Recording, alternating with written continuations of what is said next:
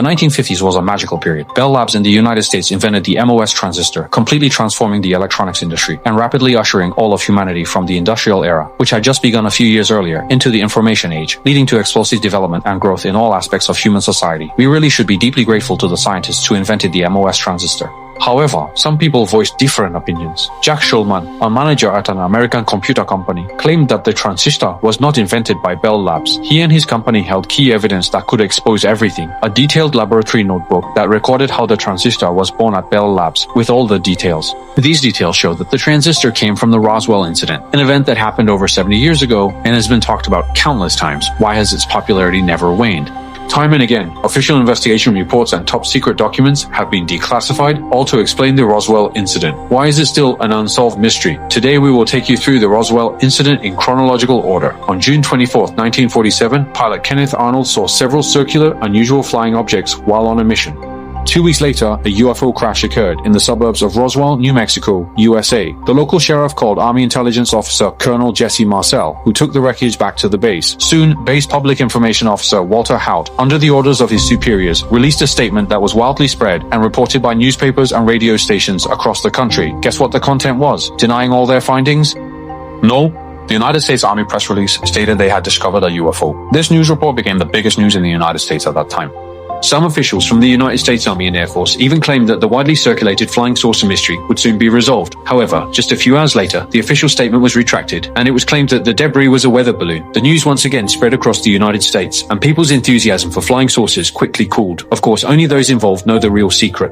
30 years later, Colonel Jesse Marcel, who was responsible for transporting the flying saucer wreckage to the military base, revealed information in an interview that had never been disclosed before. About a piece of metal, about 1.5 to 2 feet wide and about 2 or 3 feet long. Felt like you had nothing in your hands. It wasn't any thicker than the foil out of a pack of cigarettes. But the thing about that got me is that you couldn't even bend it, you couldn't dead it. Even with a sledgehammer would bounce off it. I knew that I had never seen anything like that before. And as of now, I don't know what it was. They took pictures, of course. They had a whole flock of microphones there. They wanted they wanted some comments from me, but I wasn't at liberty to do that. So all I could do is keep my mouth shut. It was not anything from this earth that I'm quite sure of, because I was being an intelligence officer. I was familiar with just about all materials used in aircraft and our air travel. This is nothing like that. As a traditional American officer involved in several high-level military projects, Marcel's words immediately reignited public enthusiasm for the Roswell incident, and the situation once again became unmanageable. A timely twist occurred again. In 1993, U.S. New Mexico Congressman Stephen Schiff launched an investigation into the Roswell incident and revealed the truth. The military did indeed cover up the Roswell incident. What crashed was not a weather balloon, but according to the information he had at the time, the debris was not an alien spacecraft either.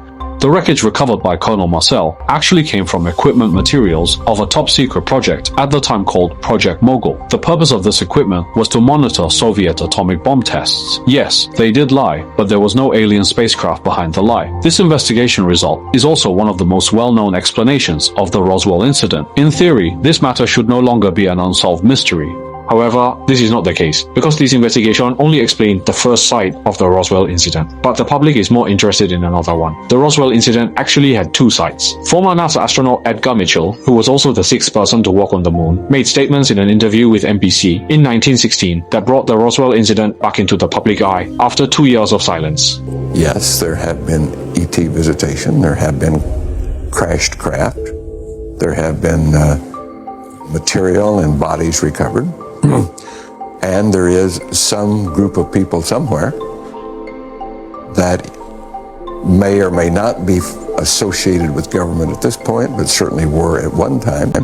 In addition to Edgar Mitchell, former Air Force officer Thomas Kelly, former Army Intelligence officer Lieutenant Colonel Philip Corso, and many retired military and government personnel and witnesses have come forward to reveal what they know. By combining their stories, we have obtained information about a second incident site related to the Roswell event.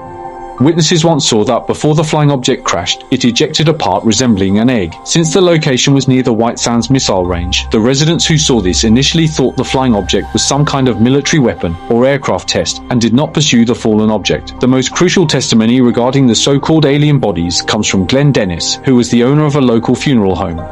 According to Dennis, on the afternoon of the incident, he received a call from the Air Force Base, inquiring about equipment for storing small bodies, and later sent the equipment to the Air Force Base. There, he happened to meet an acquaintance, a nurse named Naomi Selford. Naomi told him that she was helping the base's experts examine 3 suspicious bodies. Dennis arranged to meet Naomi privately afterward, but Naomi later left Roswell. According to Naomi's family, she later died in a plane crash. And he just said, look, mister, you don't go in and start any rumors in Roswell. Nothing happened out here. And he said, if you do, you know, it'd be a real serious problem. That year, the Roswell incident once again became a hot topic worldwide.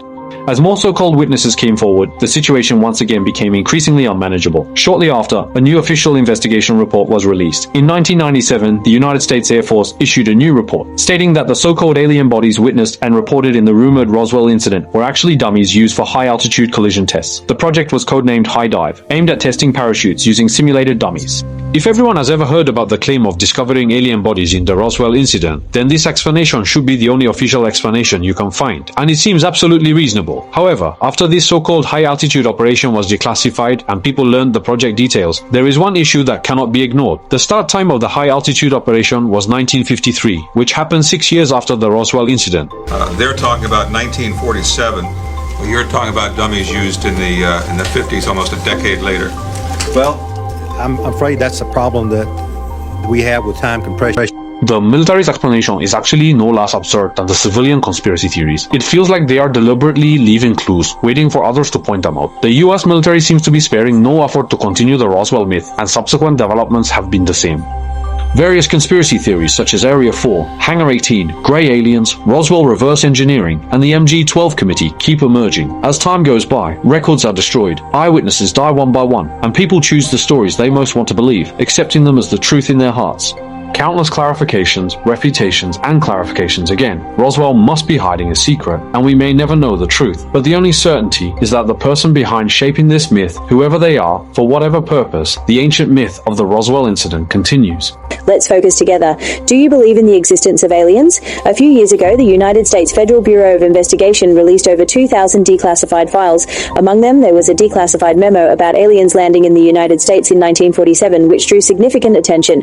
Let's revisit some news reports from that time. This newly declassified memo indicates that the well-known 1947 flying saucer crash in the United States might have actually happened.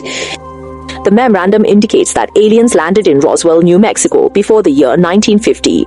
This memorandum, submitted to the then director of the Federal Bureau of Investigation, was written by Agent Guy Hotel, who was in charge of the Washington office in the year 1950.